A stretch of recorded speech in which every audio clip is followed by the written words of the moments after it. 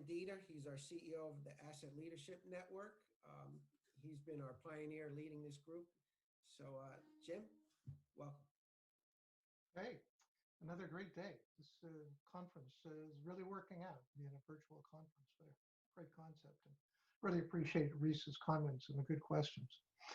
Uh, One of the things we wanted to do with this session is to help get people information about the different standards like 55,000, and Reese, of course, expanded beyond that. It's great. But to understand different standards that are available and standard sources, we'll be talking more about that. And different kinds of certifications. And it's when people are just getting involved, it's not often clear when we say certification what we mean.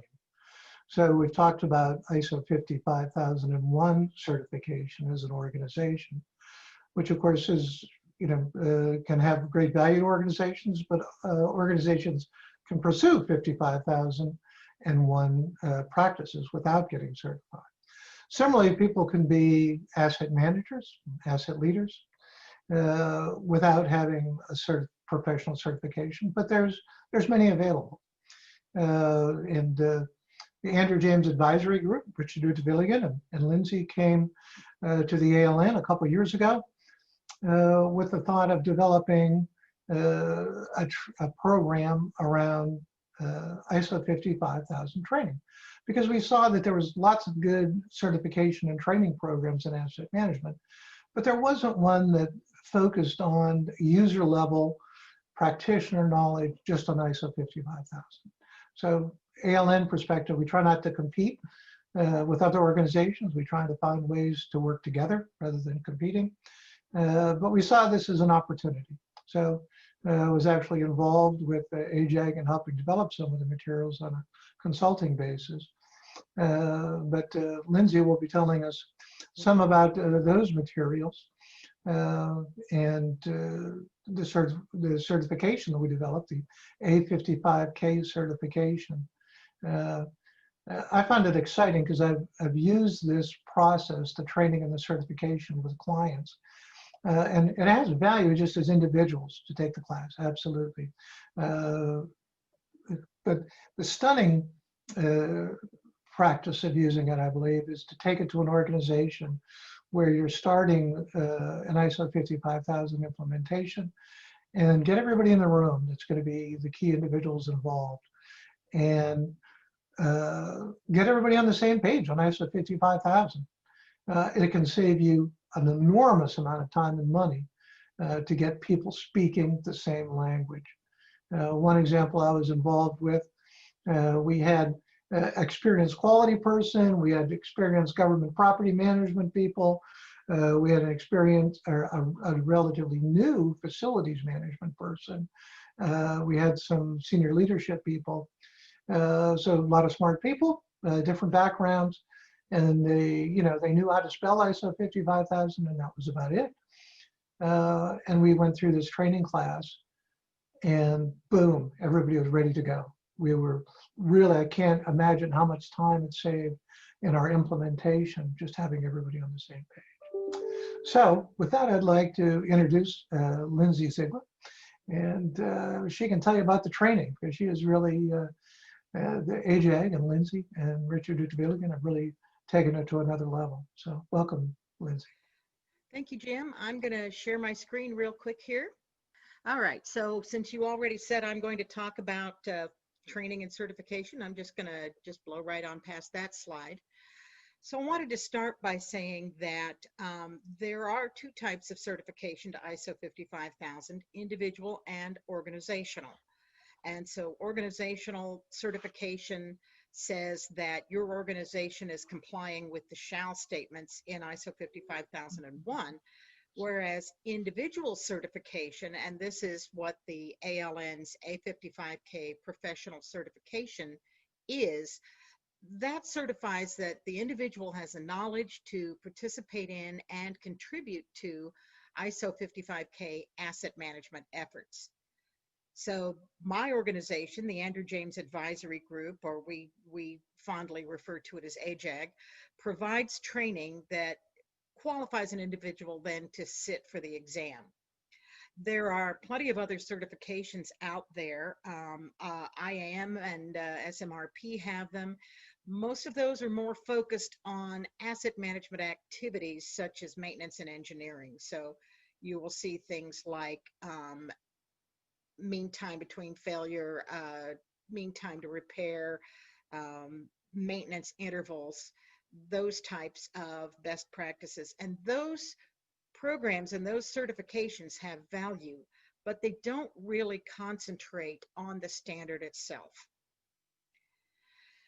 Why do we care? Well, right now, ISO 55000 is gaining momentum in the US in particular, and in federal government agencies. Earlier this year, the Office of Management and the Budget, or OMB, released a circular um, dealing with federal real property management, and in that circular, they specifically called out ISO 55000 compliance.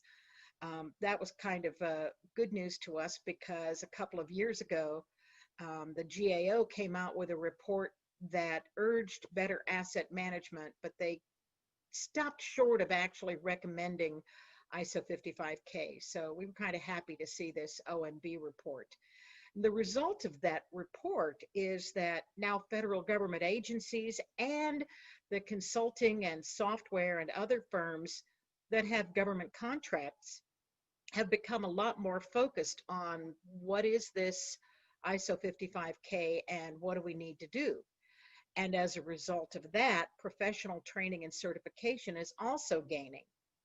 So we currently have 77 individuals that hold the A55K professional certification designation, and I expect that to be 82 by the end of next week. In this year alone, AJAG has trained 50 individuals in 3 firms, and all but 5 of them at this point have achieved the ALN A55K certification, and the other 5 are scheduled to take the exam within the next week. One single firm, LMI, has 46 certified practitioners so far, and they've established an ISO 55000 community of practice. So clearly, this is something that is gaining attention and that organizations are really getting interested in.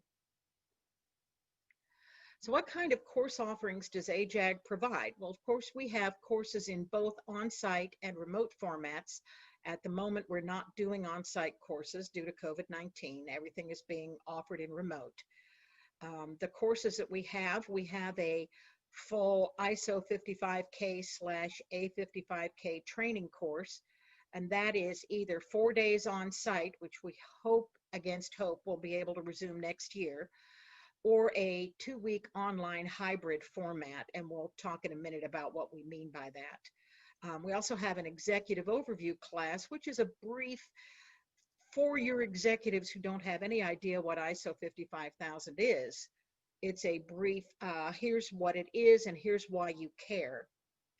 And then that leads into a 1-day ISO 55K summary course that provides a little more detail, including a bit of the information about, okay, so now you're interested in ISO 55K, here are the kinds of things that you need to think about to move forward with that. There is also a 4-day on-site course offered in Spanish through our training partner in Colombia, Ortiz Ruiz Consultores, and you will hear from Daniel Ortiz Plata in the ALN Español presentation, which is a little bit later in the agenda. We don't currently have an online version of the Spanish course, but we're gathering data to find out, to gauge the interest in that. So if anyone has an interest in the Spanish language online training, please contact me and we'll start to put that information together. So the course content, the course materials were primarily developed by Jim Dieter, who just spoke with us, and he was a member of the original ISO 55K creation team. It's the only course currently available that we're aware of that focuses on the strategic and tactical nature of the ISO 55K standards. And we cover the 3 principal standards, the 00, the 01, and the 02. We don't currently cover the O10 standard, which is financial management in the context of asset management. So we cover the 00 and 01 standards in depth, and the 00 is basically the why of the standard. It's what are the benefits of asset management, what is asset management, and then a large amount of terminology. You know, Jim spoke about keeping getting people speaking the same language, and that's what the 00 standard does. And I'm going to apologize. I've got mowers out front and they're making noise, so hopefully everybody can still hear me. Then we cover the O1 standard, and the O1 is the shall statements, or the actual requirements for compliance with ISO 55000. And again, we cover that one in fair depth. And then the course provides an overview of the O2 standard. It is primarily reference material on guidance and best practices. So it's kind of like an encyclopedia. You don't want to spend a huge amount of time covering it, but what we do want is to have people who are looking at the standards understand how much good reference material is available in O2 to help them as they're moving forward with their ISO 55000 project. Another thing I want to point out is we don't use any outside materials. So all of the materials that we cover are from the 55,000 series of standards, and that is what is covered in the course. That's also what's covered in the exam. Now, when ALN developed the exam, they did it behind what we called a Chinese wall, and that was deliberate. The exam is completely independent of the course. We actually literally don't know what's on the exam. I suppose if I had a photographic memory, I would remember what the questions were when I took it, but I don't, and I don't. So the main reason for doing that is to make sure that anyone who is teaching towards this certification is teaching to the standard and not just teaching to the exam. And we feel that's very important for the credibility of both the course and the exam and the certification. So we offer our online course through the Moodle learning platform, and this is an online learning management system that is heavily used in the higher education space for presenting online course content.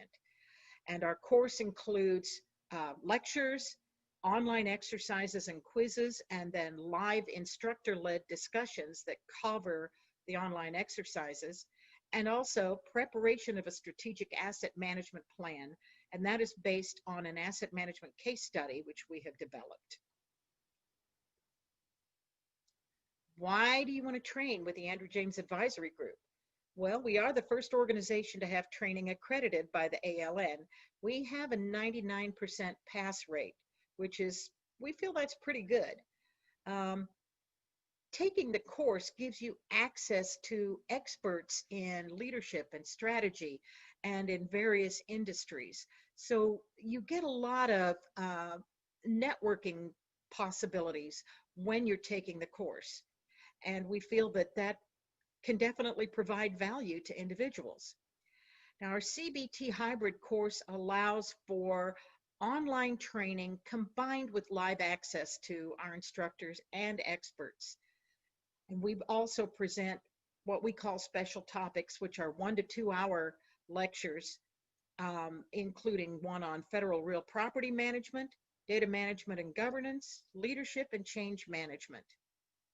And we are continually developing new special topics as time goes on and as we are working with other industry experts. So I want to take a second and just give you a little quick glimpse at the learning platform. So this is the Moodle learning platform. I've made it really big so everybody can see it. As you can see, over here on the left, there's a navigation pane. And then over here on the right is the actual course content. And we have a welcome statement, and then we get into the actual course materials. Anywhere that you see this piece of paper with a corner tab down, that's a lecture. So I'm going to go click on the course introduction lecture, and this is what they look like, and then you play and listen to these lectures. And then you can navigate up there in that pane as well. So we have a lecture on an introduction to ISO 55000 that talks about what the standard is, how it developed, and kind of the history of the standard and what it's for. Then we go through the core concepts, and you'll notice that we have, now here we have a lecture on assets, and then we have a discussion. And we ask questions that are designed to make people think about what they're learning in the standard. And then we have people post responses to these, and then these are the basis for our live class discussions with an instructor. And then at the end of each major section, we'll have a quiz. And these quizzes kind of look like this. So you go into the quiz, and you'll see there are true, false, multiple choice questions. I don't ask any essay questions because I feel like the discussion topics provide all the essays that we need. And once you've filled out the quiz, then you can take the quiz as many times as you want, because the purpose of these quizzes is not so that we can report your grade to your manager. The purpose of the quiz is to help cement your learning.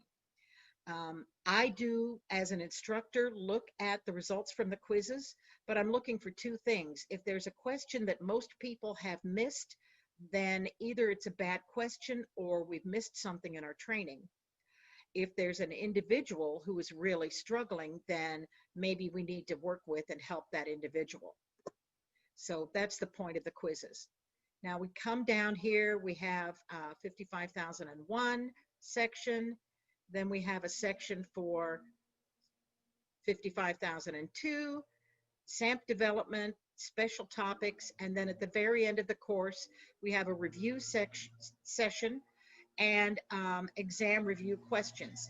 Now again, the exam review questions don't necessarily reflect what's on the ALN A55K professional certification exam because of that Chinese wall. So our exam review is not like one of these, like a GMAT prep course where they're using actual previous questions. It is simply a review of the material that we have provided. So that's basically what the training environment looks like. So we've gotten some feedback here, and I won't read it to you. I'll let you read it, and these slides will be posted. Next up, our next class is planned for November 9th, and that's a 2-week period beginning Monday the 9th. If you have interest in that class, you can click on the link here or type it in, or you can email me at lindsayz@andrewjamesadvisory.com. And that's my last slide. So I will turn the screen back over to Nick. Thank you, Lindsay. Yeah, I'm going to be quick because I know we're running short on time already, but Lindsay talked about the ISO 55000 professional certification program with AJAG, and I'm going to talk briefly about the ALN A55K professional certification exam, which is kind of the culmination of the course. And on that note, I want to thank the developers of the exam, Marlene Milamachi and Rob Leibrandt and Marcia Campbell. They were the developers of the actual questions and kind of in charge of making sure the exam is something that tests a student's knowledge on the standard itself, ISO 55000. So just briefly on the exam, it's through the popular LMS learning management system Moodle, which you got to see a little bit of from Lindsay's presentation. And the main difference is that we use Proctorio to remotely proctor the exam. Proctorio is a fully automated software that uses artificially intelligent facial detection technology and a host of other tools and data to really ensure a secure testing environment while protecting students' privacy. And so that's of course important because we want to be able to administer the exam remotely to as many test takers as are prepared, in case there's an influx of interest in the course and the exam. We'll be ready for that because we have this remote proctoring capacity. And again, just wanting someone to make sure that there's no questions leaking or other materials being used on the exam. We just really want to ensure that our certificate means something and reflects the knowledge and understanding of the student that received that certification. So really, that's all I wanted to talk about, just kind of the exam being similar in form and the culmination of the course and how we make sure that it is a test of students' knowledge. And I think, just for time's sake, I'm going to pass it on to Rich Culbertson, and he will start who is a ALN board member and ALN senior fellow, and he's going to start the panel discussion now, I believe. Go through, part of this demystification. And so I want to focus on some clarity of certain issues. And I believe, for example, the definition of asset of ISO 50, that it's 55,000, changed everything. In other words, that definition, item, thing, entity, potential actual organization, tangible. Very, very important. In most cases, we manage tangible. Usually, you have the back office folks, the tangible, the executives. That's what we manage tangible. However, the understanding of assets. Also, goes on financial statements. The actions, probable benefits. Hey, Rich, yes. Can I pause for a minute and just see if anyone else is hearing you, or if that's my audio that's not coming in clear, Dominic? It's sketchy. It's coming in and out. Okay. Rich, is there anything you can do to improve your audio? If not, I don't know. No, I can't, because it's in my my computer. Can I get a little closer to that? That's much better. Helpful. Yeah, it's been seeming good since we've been talking. I don't know what changed, but hopefully the problem won't persist. I think closer was good and slower was good. So that's good. Okay, so let's move on then. ISO 55000 is different in that it does not require the item to be tangible, doesn't require proof for existence. It deals with probable benefit, or doesn't require ownership. One of the things that's really important in law cases is how this stuff began. And because my insights will go through how this started, 1995 provides value to understand. So the early Uruguay round agreement defines standards. It's a building block system. And the standards is approved by an organized body. That's a definition that the United States agreed to. And it's the conformity assessments that is also important within it. They mention both of those. The whole term of voluntary expert groups produce standards. Participant in technical expertise shall be restricted to persons of professional standards and experience. Next slide.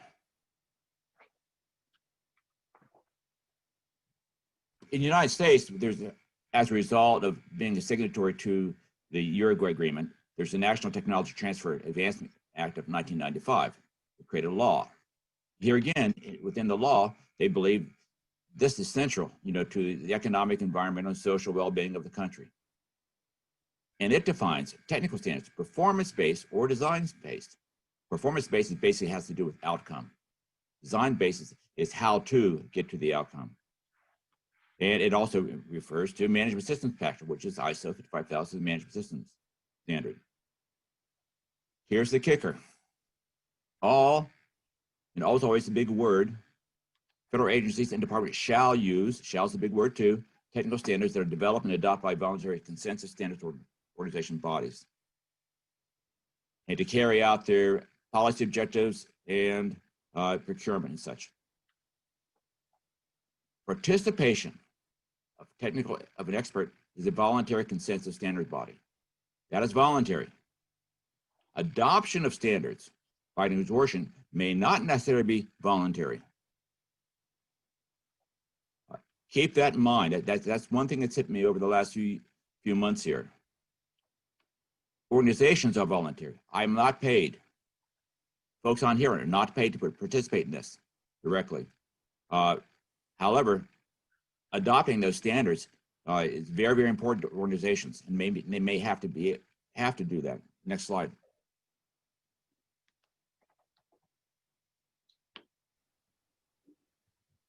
OMB circular A119. You'll see the small b there. Office of Management. That's the management of the government, the executive branch. And here again, here's the instructions to the federal agencies and the participation and use of voluntary consent and conformity assessment activities. Development standards on performance rather than design. That's important. Performance rather than design. Incorporating reference into regulation. Again, you can make a standard a regulation by incorporating this reference. So what's the policy for the federal use of standards? All federal agencies must use voluntary consensus standards in lieu of government unique standards in the procurement regulatory activities, except where inconsistent with law and otherwise impractical. Therefore, it's important for those of us who are involved in standards to make sure whatever's in there is consistent with law and practical. We'll provide this on the ALN website, as far as what this looks like, our references and such to this, so you can get a deeper view of what's required. Next slide. Here I've created essential government building block framework for a successful organization. And so when you go to this, you go from the bottom to up. And here again, you have fiduciary requirements. You've heard the word fiduciary a lot today. Here too, there are fiduciary requirements upon organizations that's imposed upon them. Mission, then my viewpoint, you go to internal control type framework. Usually that's either CASA or the GAO Green Book. Then above that, you have built in the assurance that's required. And that assurance can either be internal or external, based upon the GAO Yellow Book. Then you also review applicable laws and regulations. Then above that, international management system standards. Then internal policy, contracts, and other obligations. And above that, you have to have the willingness to do it, the competence to do it, and the wherewithal to meet the objectives. Those requirements are in there in order to reach mission success. On the right-hand side, as far as meeting requirements, that's how an organization must react to those fiduciary requirements. Things like mission statement, create an internal control framework, continuous audits, identification and recognition of applicable laws, adoption of consensus standards, ISO 55000, ASTM 2279, adoption of industry standards. Then again, incorporating this with things like alignment, requirements, assurance, policy plans, practices, process, and performance. And then eventually providing resources. Then assurance to mission success. Again, this is another way of looking at this. It's a little different from some of the other slides. I think what we've all seen, however, all this stuff is true. Depending upon where you sit, you may use a different type of model. Next slide. And I think we are done. Our next presenter is Jennifer Tercey.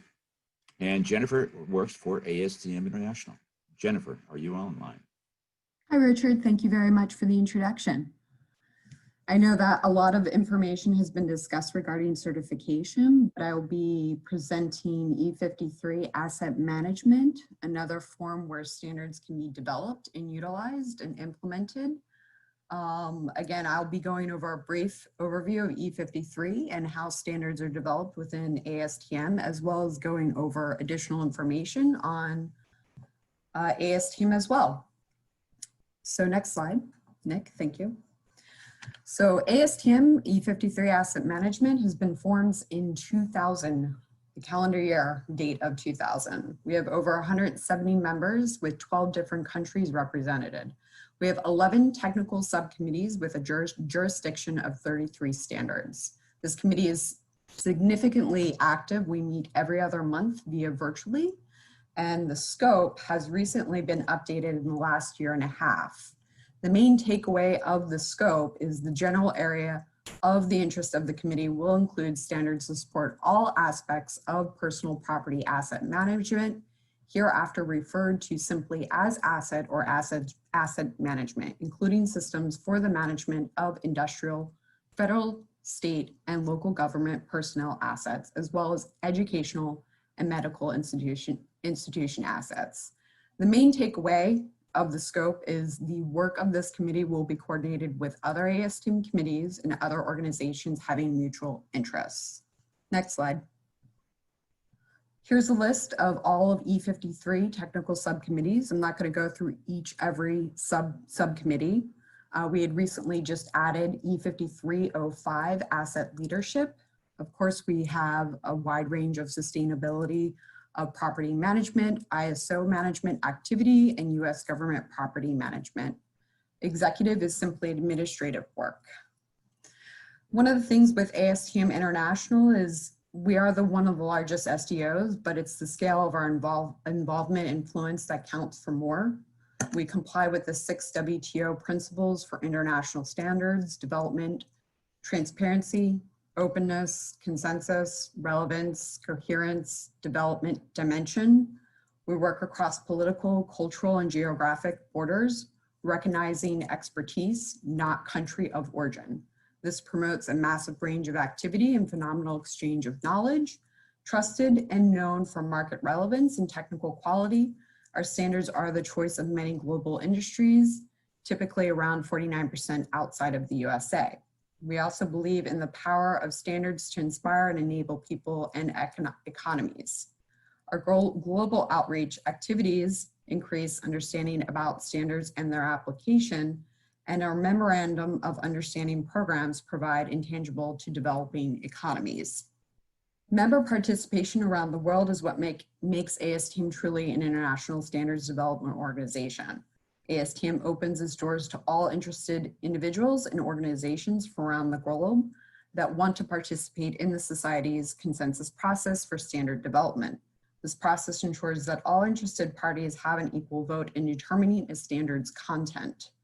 ASTM's enduring philosophy of consensus without borders helps make ASTM responsive and relevant to the needs of the global marketplace. As a result, more than 40% of ASTM's standards are sold outside of these states. This is an overall WBS structure on how a technical committee would work within ASTM. Typically, you have E53 as your main committee. Then you have your subcommittees, which I presented previously. And then below that, you can form actual task groups. Those task groups can actually formulate and develop further technical content to be projected into the subcommittee and then up to the main committee level. Standards are published documents that establish specifications and procedures to design to ensure the reliability of the materials, products, methods, and or service people use every day. Standards address a range of issues, including but not limited to various protocols that help ensure product functionality and compatibility, facilitate interoperability, and support consumer safety and public health. Typically within ASTM, one of the things that I'd like to just reinforce is the time frame that ASTM allows a technical person to develop a standard. Once that standard is developed, we'd like to encourage maintenance on it, but that standard can be valid at any time based on industry, organization needs, or if information needs to be updated within that standard. We allowed a mandatory 5-year review, but again, that standard can be validated at any time, and that typically we provide an efficient time frame to get that standard published. So if a standard goes through the consensus process, sub, main, and society review, typically depending. That standard can be published within a 1 to 2 year range. Next slide. These are just highlight an overview of benefits of being a part of ASTM. Obviously, everyone has a voice in the standard that affects the bottom line. We provide leadership training, task group with peers, additional support for meetings, interactive with industry experts and leaders, and additional opportunities to conduct webinars and or meetings at any time. It's very cost effective with the $75 membership, which includes the free volume, instead of actually just purchasing a single standard. Next slide. Again, here's a general overview of different levels of balloting. You have your subcommittee ballot, then your main committee ballot and society review, and then the final stages of COS. Each stage has a check and balance point. So if a new standard is developed, it has to go through subcommittee. That standard will be open on a ballot for X number of days. So anybody that is a non-voter or voting person can review the technical contact and either provide additional comments or negatives. Negatives are never perceived as a actual negative term per se, but allows additional input to further enhance the collaboration improvement of the standard. Next slide. This is just an overall scale of ASTM platform for regarding balance of interest within a subcommittee and a main committee. Classified technical committees are required to be imbalanced. Voting producers cannot outweigh the combined voting user and general interest. This allows a little bit more of a balance between the two. This just kind of illustrates the scale. We don't want to have one particular organization have an overpower of a specific standard. We really want to ensure that there is a collaboration and balance between each sub and main committee. Next slide. Of course, voting rights and voting versus non-voting, one official vote per interest company, all is equivalent to voting and non-voting members. So if you have all are welcome to participate in the technical discussions. All members receive a ballot and are eligible to vote on technical issues. All negatives are considered the same way. So if you are a part of a committee and you do not have an official vote and you have a negative on a sub or main ballot, that negative needs to be addressed. That will blockade the standard so that the technical information needs to be appropriately addressed. Next slide. Member participation from around the world is what makes ASTM a truly international standards developed organization. ASTM opens its doors to all interested individuals and organizations from around the globe that want to participate in the Society's consensus process for standards development. This process ensures that all interested parties have an equal vote in determining standards content. ASTM's enduring philosophy of consensus without borders helps make ASTM responsive and relevant to the needs of the global marketplace. As a result, more than 40% of ASTM standards are sold outside the US. This, again, is another diagram on how standards can be developed and go through the voting process. So of course, you don't have to be a member to be in the task group, but you can provide additional input to the subcommittee. And once that standard is developed at the subcommittee level and proceeds to a subcommittee ballot, you would require 60% return required and 2/3 voting affirmative required to move on to the main and society review. The main committee is 60% return required and 90% affirmative required, and society review gets it. That allows everyone to review the standard, and then the final review and approval of procedures is conducted at Committee on Standards. Next slide. This is a broad overview. If a negative is received on a specific standard, there are 6 different resolutions of a negative vote. You can find it persuasive, you can withdraw it, you can withdraw with editorial changes. The negative vote can be non-related, non-persuasive, or the negative vote can be previously considered. Typically, when the vote is found persuasive, then that means that standard will be removed from the ballot to allow the technical contact and sub-chair to actually revise the standard to go back onto a sub and or concurrent ballot to be reworked. A negative can be withdrawn at any time, and typically withdrawn with editorial changes is very minor. If it is technical related, then it will need to be revised.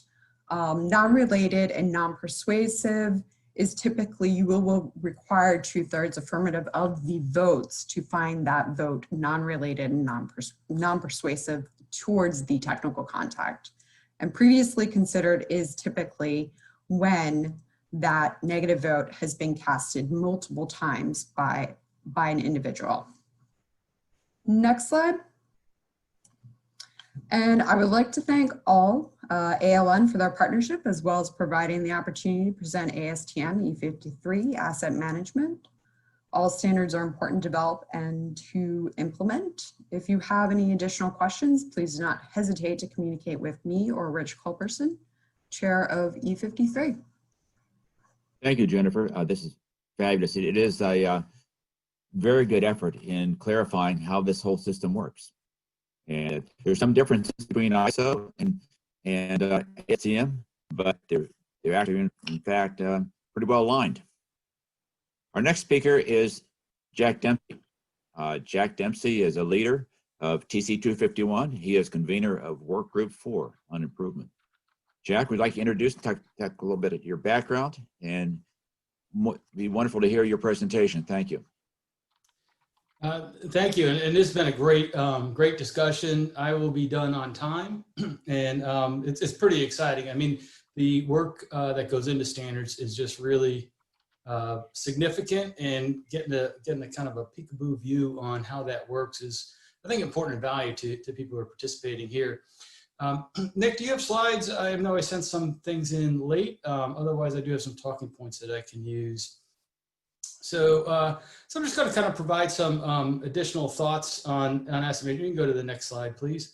And basically, I'm an asset manager. Learned it the hard way, how I think most asset managers learn how to be asset managers. But I think one thing that kind of resonates here that we've heard a lot is simply billions of people today in this world are operating, went to work, or consuming or delivering services on products based on standards, on ISO 55000 or ISO standards more broadly across the world. They don't know, and it's not really that important to them, but they know that things are working. So basically, what are standards? Standards are the collective wisdom of experts. They collect a lot of information, know-how, understanding. And there's a kind of a famous African proverb. Some of you may have heard it before. But if you want to go far, go alone. Excuse me. If you want to go fast, go alone. If you want to go far, go together.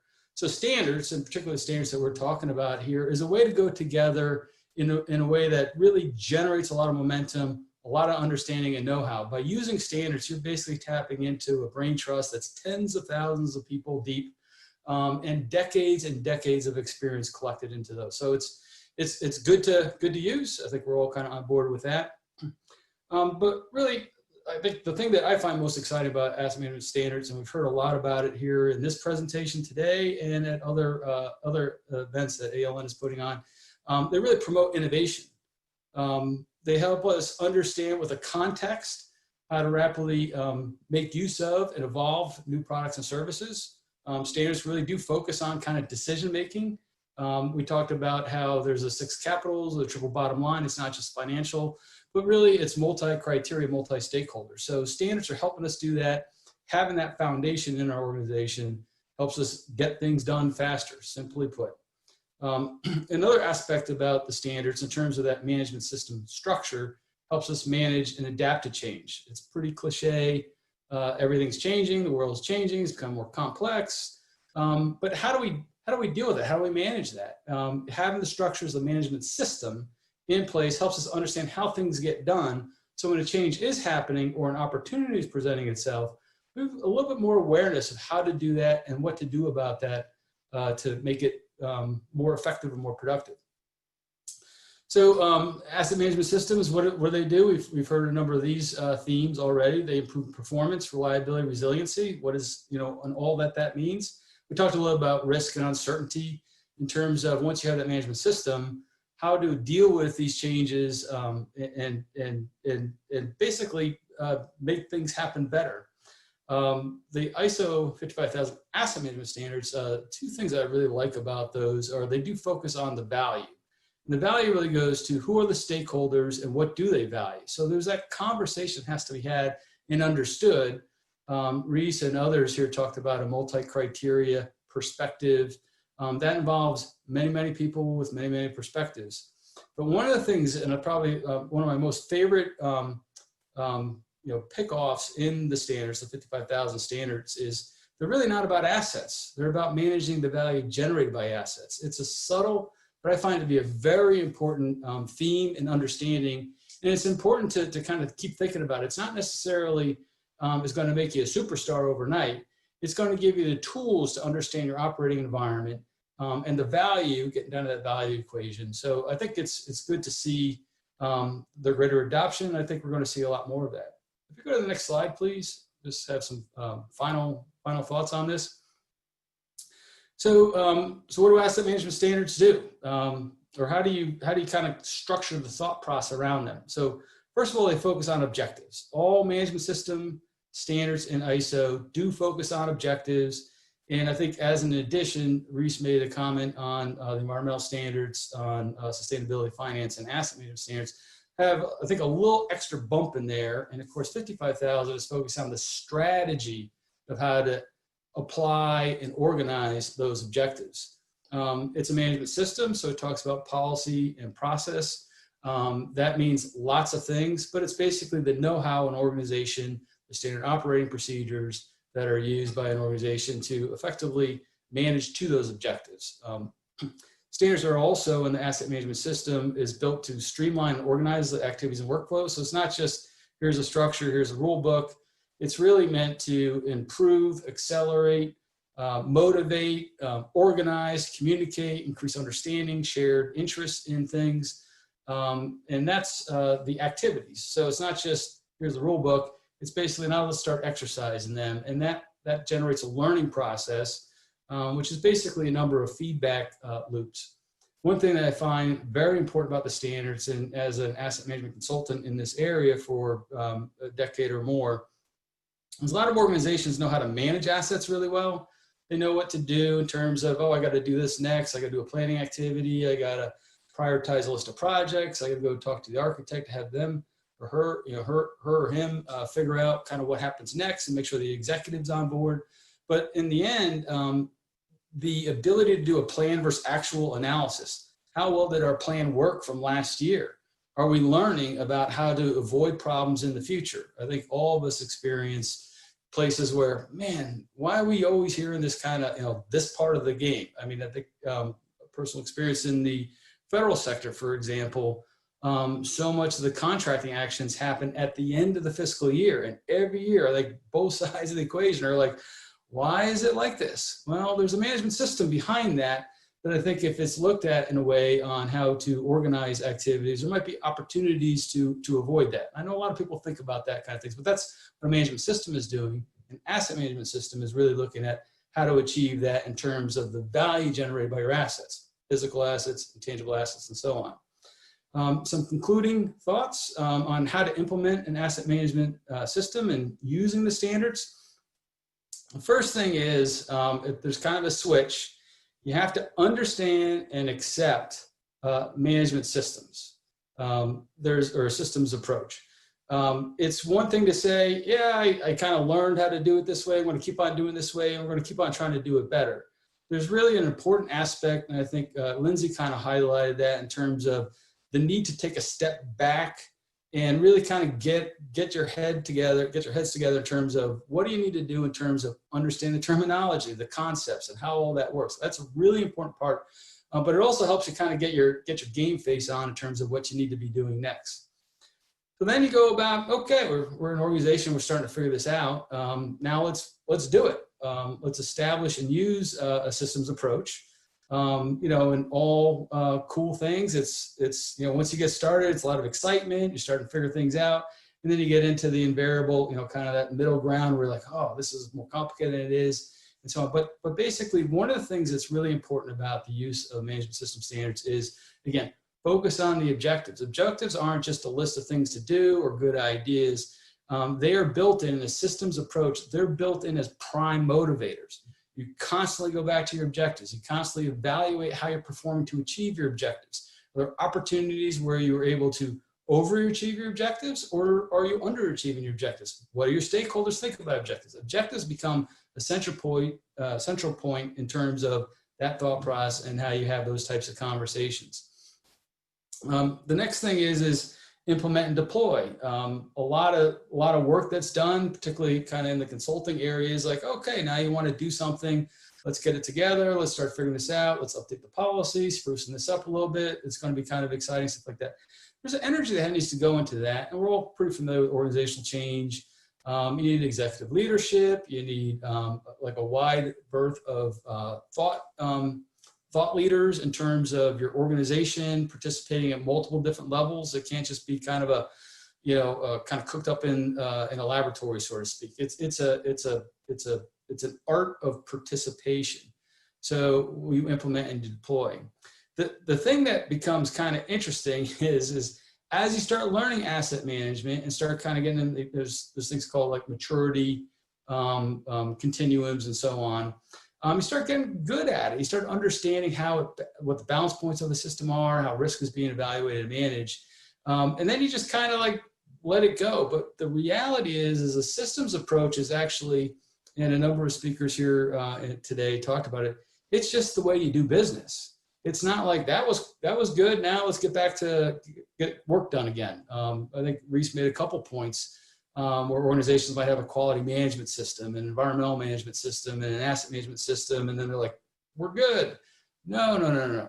It has to be kind of the essence of how you operate as an organization, how you do things. So you develop it and you're practicing, constantly practicing. Inherent to a system, management system, asset management system that we're talking about here, is a continuous improvement process. It becomes an active feedback activity. The thing is at the outcome of that learning, the training, the implementation, and deployment is basically now you're operating at a higher level. That's the expectation. And then that's where the real value is generated. It's not just in becoming asset management experts or asset management practitioners or certified in asset management. The reality always is why did you start to do this in the first place? And ultimately, it's basically get to that higher level as fast as you can, use your organization, use the people in your organization to kind of think their way through that. No two asset management systems are the same. Pretty exciting stuff. And the root of how all that happens has a lot to do with understanding how standards work. So I think it was an excellent presentation today. Really enjoyed the speakers, really enjoyed my time here, and I am done. Over to you, Nick. Oh, thanks, Jack.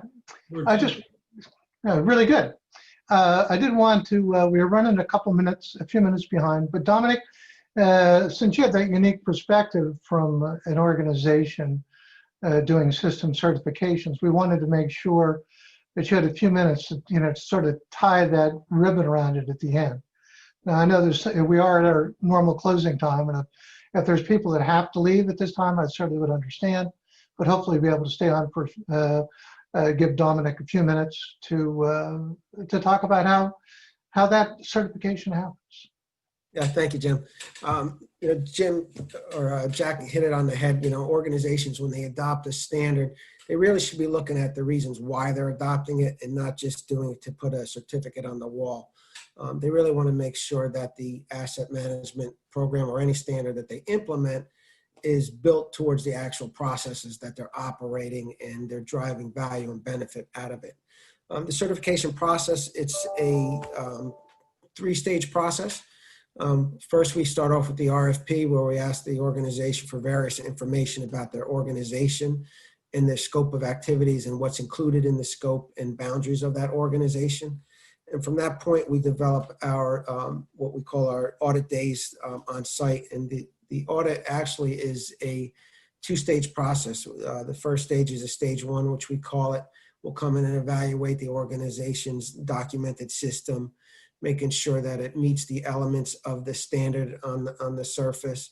And then if there's any items that need to be addressed before we go to the actual stage two, we highlight those areas, and it gives the organization an opportunity to fix those areas or put more substance behind it. And then we'll go through what is called the stage two audit, where our auditors will go out into the organization. We do our core element activities, which includes management review, internal audits, what your KPIs are and goals. And then we get out into the field and we actually see how the standard has been implemented.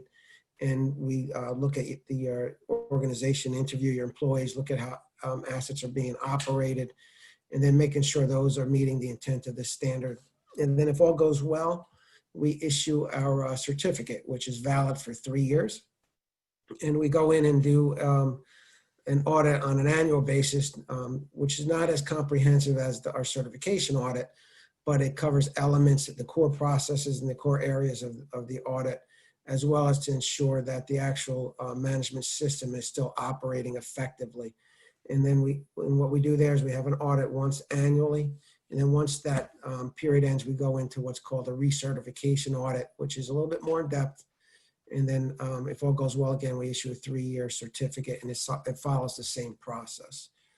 So we do have many clients that see the value in certification. And again, it's really important for organizations to develop a management system which will drive return on value, return on benefits, and to really making sure that you're driving continual improvement within the organization and get what you expect out of it. And that's important for all of us to know. And when you look at ABS quality evaluations, like I started earlier in my conversation, we are a global organization. And the clients that we have within our group, we call them our partners, and we really want to make sure that they're getting the value that they need, and they're not just hanging certificates on the wall, but it's really driving the life cycle of assets, return on investment, higher profitability, making sure you're understanding, your environmental impacts and aspects as well. So we're really focused on those type of activities when you're rolling out a management system program. Thank you, Jim. Oh, awesome. Thank you all. Thanks to all the speakers. A lot of information again. And we are pretty aggressive in trying to fit a lot of information in. So we appreciate everybody hitting the key points and going forward. But special thanks to Reese today for his keynote. It was really interesting to hear that perspective and what's happening. It's good news. And all the panelists, so hopefully useful.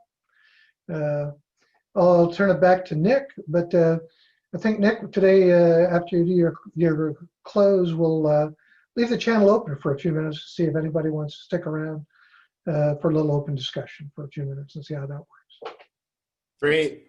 Well, yeah, I just wanted to show our organizational member slide. Just never forget them, because we need them for this to be possible. And with that, I guess we're not ending the meeting immediately. So if people have to leave, feel free. And if you'd like to stick around and talk, if you're a participant, we can get you privileges to speak if you'd like to. Yeah, just enter something in the chat, and we can turn on your microphone and/or your video. That'll be up to you if you'd like to continue. But let me, while we're seeing if anybody takes us up on that, Rich, do you like to share any thoughts on today's presentations?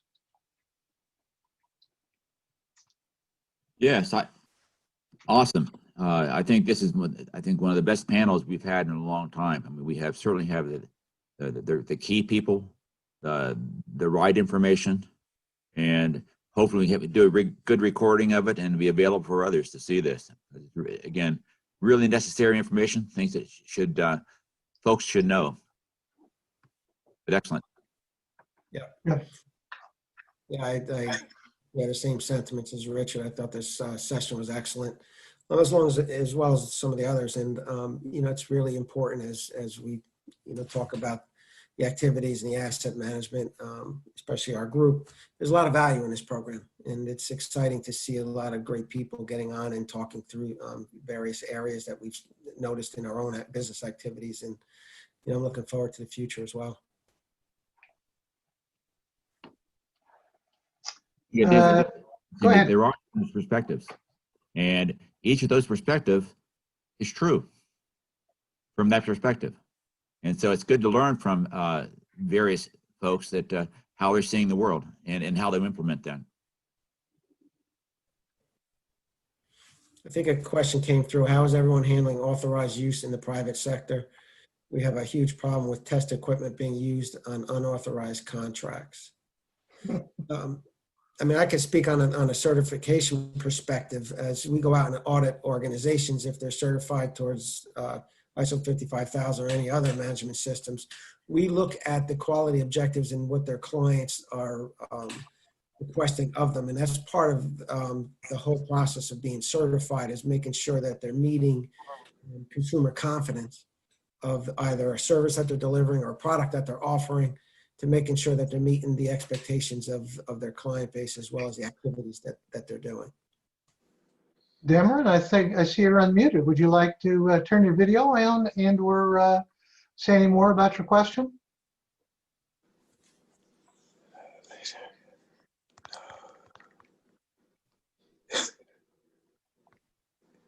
Maybe he doesn't know his microphone's on. Yeah, I'll start off. Having been responsible for those types of situations before, there's various ways of handling it. Contractually, and having authorized use, putting things on capital versus direct charge to where somebody else owns it and controls it. And of course, the training aspect of it, and there's marking opportunities. It can be done, but it takes a lot of discipline. It doesn't happen on its own.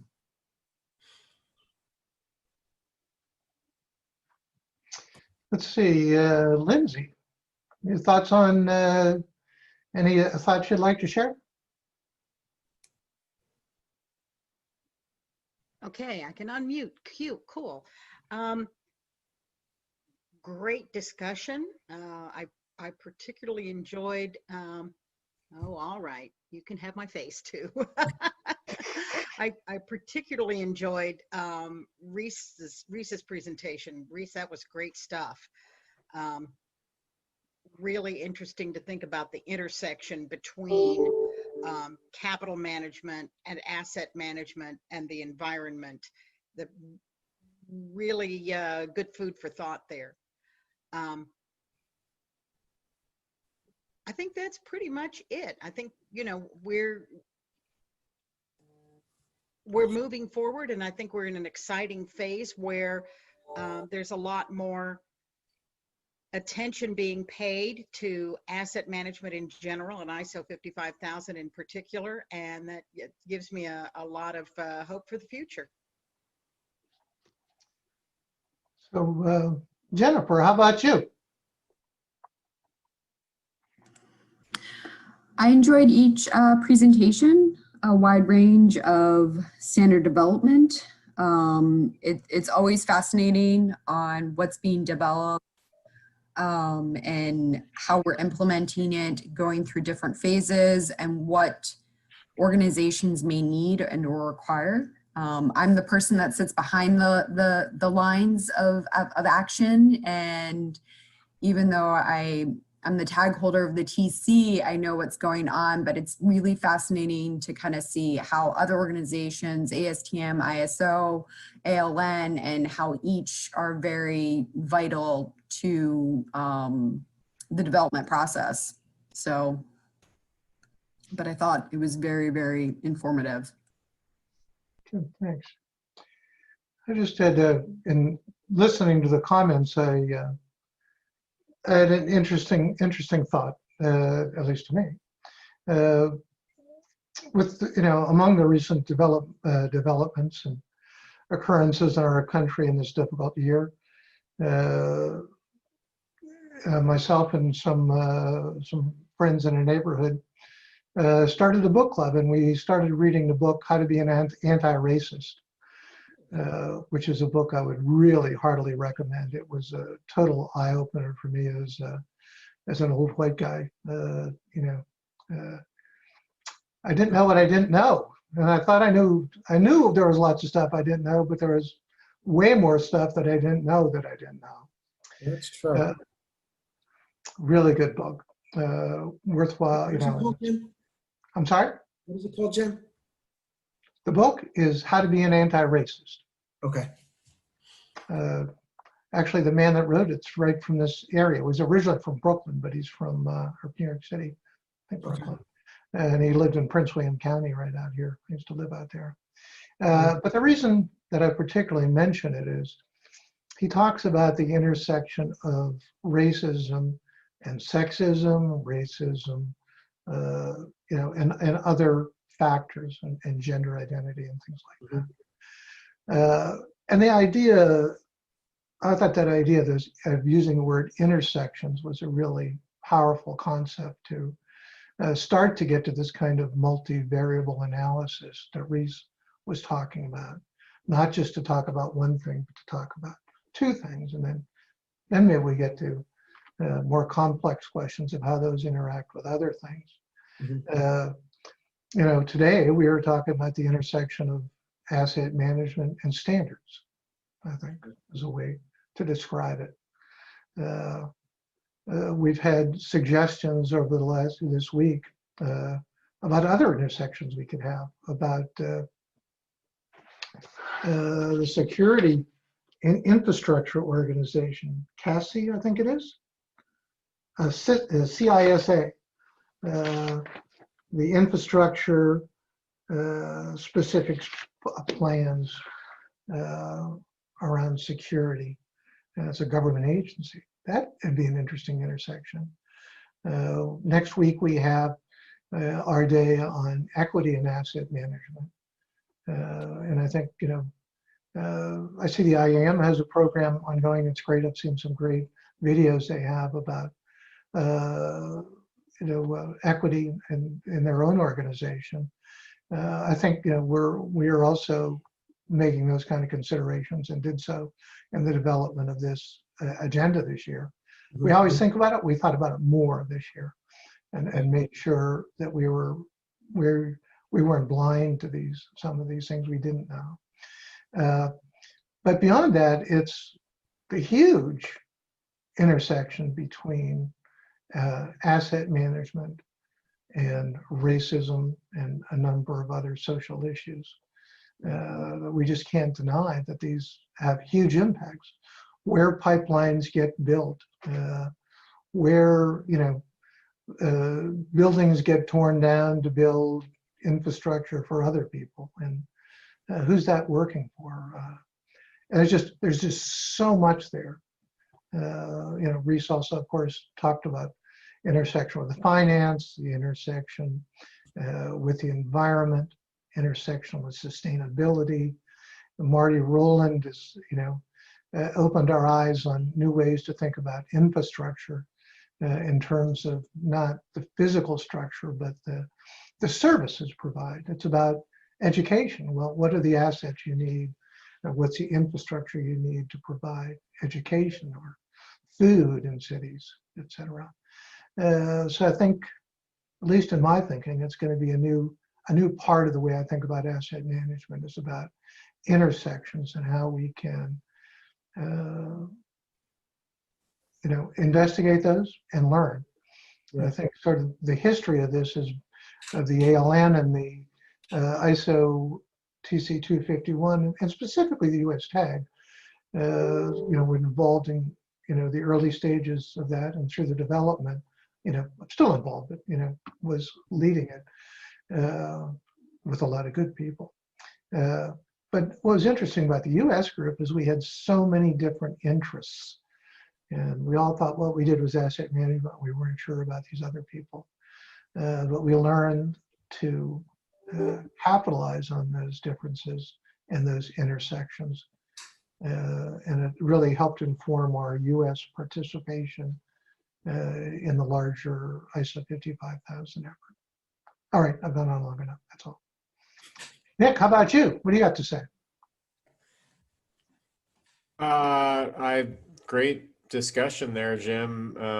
I did also enjoy the talk of intersectionality between asset management and leadership and sustainability, and kind of expanding terms like value and sustainability to mean more and to be viewed in different lenses as those terms, you know, intersect with the environment or, you know, life cycle of buildings and et cetera. So I went to a liberal arts college, and intersectionality was a big term that we discussed in the context of almost every subject that we came across. You know, we were kind of looking at how various subjects, topics, problems intersect with other ones and other user groups. Hey, before we all cut off, how did Dr. Kofi Smith do yesterday? Fabulous. That was the best asset management presentation I've ever seen. Really? Oh, that's awesome. Yeah. I'm sorry. Go ahead, Rich. You were going to say something. No, I just said he did a fabulous job. He incorporated a lot of things that were said today. And, you know, all of our charts were done independently, you know, and it's amazing. There were some central themes, like fiduciary. You know, there's obligation of folks to be able to, when you're running an organization, there's a trust factor you have to go through. And you can't do away with your fiduciary responsibilities, including accepting assets, asset management systems. You know, these are things that have to be done. Yeah. Dr. Smith did so good, and one of my favorite pieces was when he was talking about, you know, people, employees, and non-employees as assets, which seems kind of like a sticky, potentially issue, but his way of navigating that was so good, and just his kind of central idea of, like, if you treat your people better, you know, they will be more valuable to you in a way, or increase value, you know, and just that thinking, I think, intersects heavily with ideas of racism and sexism and socioeconomic issues, all of that. Yeah, I mean, I've met him a couple times, and you know, we chat once in a while, but to me, he's just a really good person. You know, he's got a great soul, and to me, he's got a lot of energy too. So it's like, I was curious on how he performed yesterday. A leader. Yeah. Yeah. So Mike, your video isn't on and your microphone isn't on. You get the last word then. I've been observing you doing such a good job of leading the discussion. Dominic, it is recorded. All of our sessions are recorded, so we're going to be hosting them as an entire panel, you know, an entire event, but we're also doing snippets, and we'll do an individual section so people can, you know, spend time with just one and then come back for another. So you didn't miss anything. Don't worry about that. Excellent. I was in pre-op surgery yesterday. I'm having my shoulder replaced in 2 weeks. Wow. Good luck with that. Oh, That's thanks. an asset management on a personal level that is quite incredible. It is. I'm going to a really good place. I'm going to hospital for special surgery in New York, so I'm feeling pretty confident. Okay, good. I really liked the theme of this, which was demystifying certification and standards. And each of the presentations did a very good job of making things very clear. I think we'll be able to teach a master's course based on each of the presentations given today. Jennifer, wow, you just really stepped through that in a very methodical way. I'm so glad we've got that recorded, because we'll be going back and referring to that frequently, I'm sure. I tried to be as concise as possible, Mike. Thank you. And you were, actually. I was freaking out a little bit about time, but I was like, we couldn't have stopped, you know, you had to get through that whole thing, and I'm so glad you did. And I'm glad we've got on record the statements you're saying about what is required. This is the law. It's not a good thing. Need to be doing this. And Yes. we can step up and say that with a lot more courage of our convictions. Um, and To answer your other two questions that you'd written to me, yes, unfortunately, you had one really good question regarding case studies and whether or not we've possibly reviewed the duration and the time frame depending on the standard. Usually that ranges between 1 year to 2 years. I don't okay. have an official case study to actually provide quantified information, say, hey, this is our average. This is what we're doing with X, Y, and Z committees.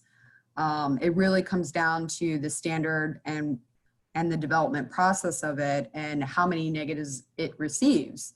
And sometimes a standard could be really good, but then once it gets to those other levels of other people reviewing the standard, it can blockade the process, and the technical contact would either have to discuss the standard at a subcommittee level, at main committee level, and review the standard or provide additional input. So I unfortunately, I wish I had that technical information to provide, but it really comes down to the standard itself and the level of participation and collaboration from the members.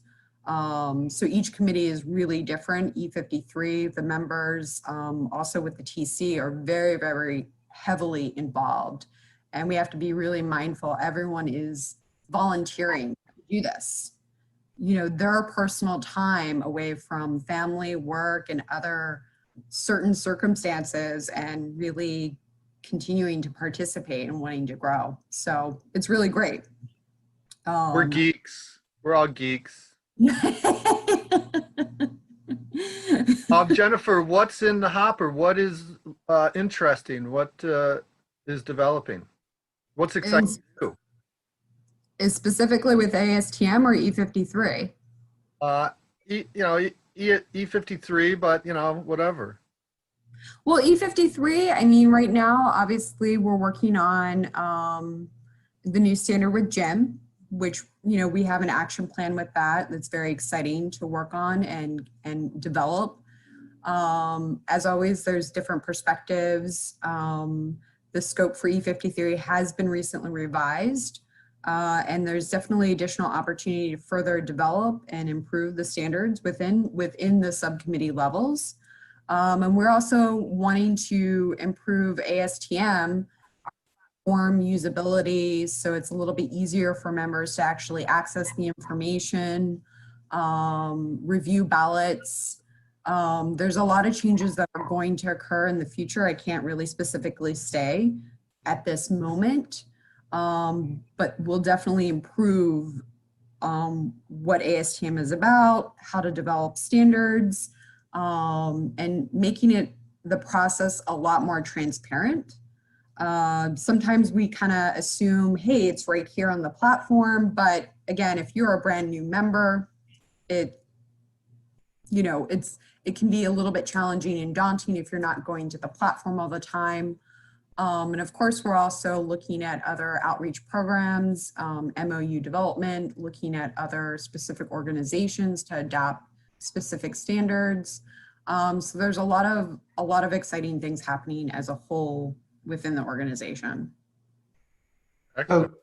So 20 years ago, NPMA had the concept developing standards for property management.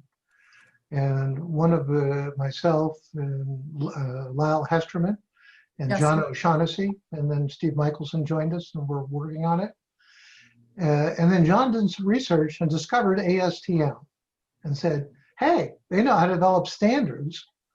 We don't want to be a standards development body, I don't think, because that's complicated.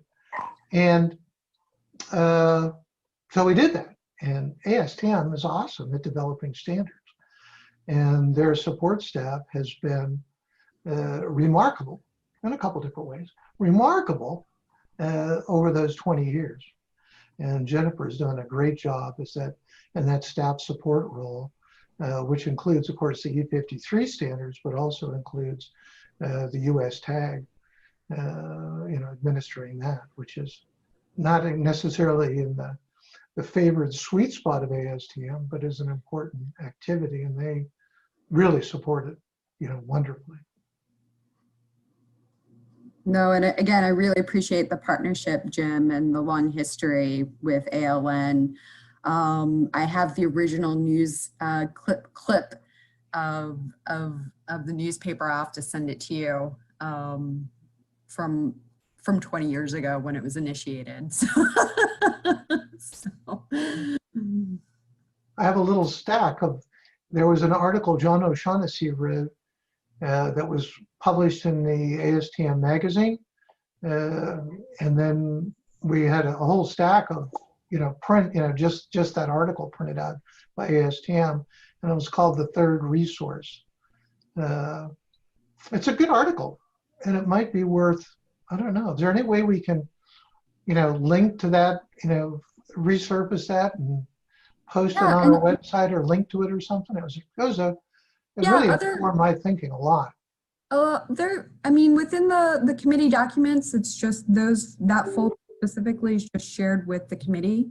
We can upload any past documents so that can be linked appropriately, and or we can also promote it on the public page as well as additional information so that new members can understand the history a little bit better, and the longevity, and all the new standards have gone through the ASTM process and continue to be further developed and enhanced. So yes.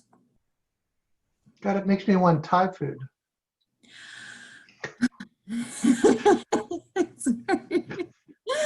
I went out to John O'Shaughnessy spent many years in Thailand, and at one of our NPMA events, we took like 20-some people and went to this highly recommended Thai restaurant, and John O'Shaughnessy ordered for everybody, and I had food that I had no idea even existed, and have not ever seen since that night in the Thai restaurant. It was something. But I always think of Thai food when I think of John O'Shaughnessy. And it's unfortunate. I know that we had our 20th year anniversary, and both Rich and I had a lot on our plate to plan. And unfortunately, due to the unfortunate circumstances, we postponed it. So, so that will be in the works, hopefully for 2021, when we are able to safely possibly meet in person. So Your 20th anniversary +1. I know it'll have to be an inside joke. Can you read it? Right there, right there. We see it. It's a ASTM plaque, and it says Jim Dieter, but read us what the rest of it is.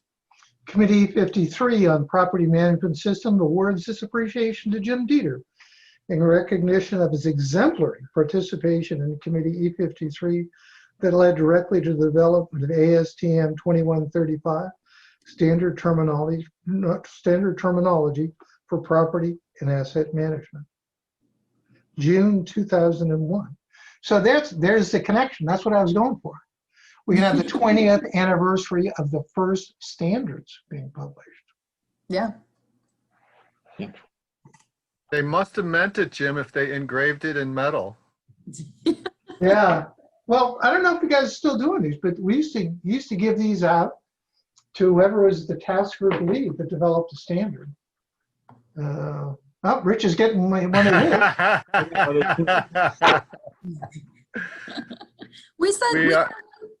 Anyone who developed a new standard, we order the plaques for them. We gave them to Rick Schultz and Marty.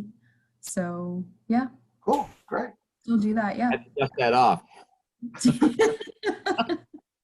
Aline looked at me when here I am in my downstairs office, and I started putting these plaques on the wall. And he's like, "Are you out of your mind?" And I said, "No, it makes me feel good." Those are Those are some Telling me I'm a good achievements person. and memories. What'd you say, Well, Rick? They're telling me I'm a good person. I need that feedback. Yeah, we all need that. when my parents had parties, at the end of the night, my father would say, honey, let's go to bed so these people can leave.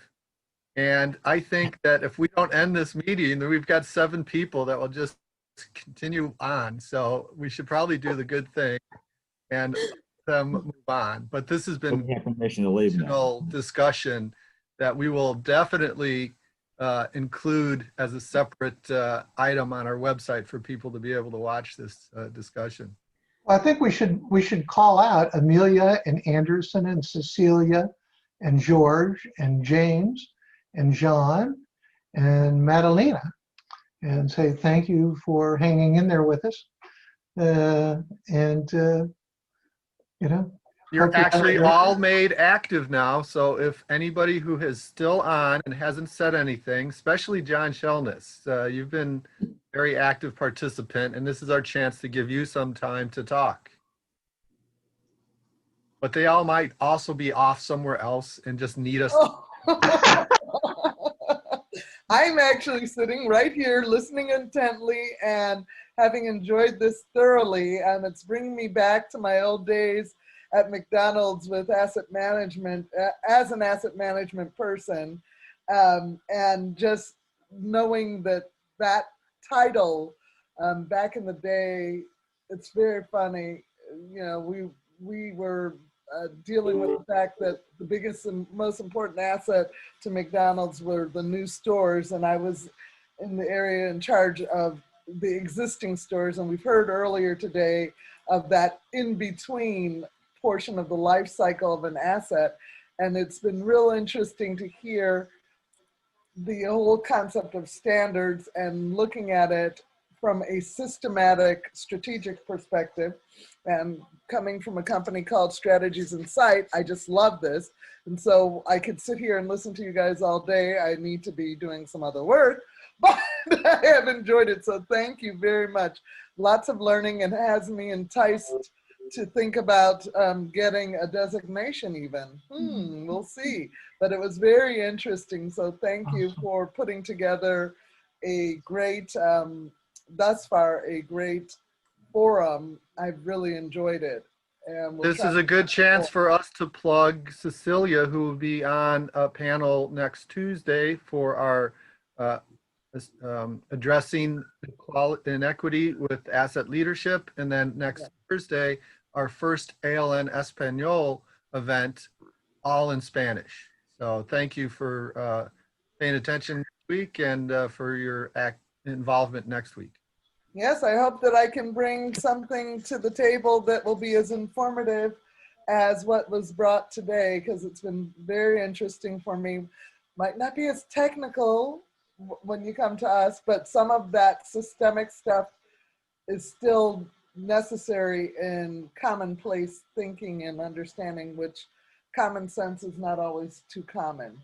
And the concept of simplification of management systems and breaking it down as you guys have, and creating standards that we don't reinvent the wheel, but have what great minds have put together and have a common thing across cultures that can be implemented is very, very exciting, and warrants making sure that we all start talking about it and thinking about it. That's great. Thank you. Mindfully. I think Cecilia gets the last word then. That seems appropriate. I like it. I like it. Well, thank you so much.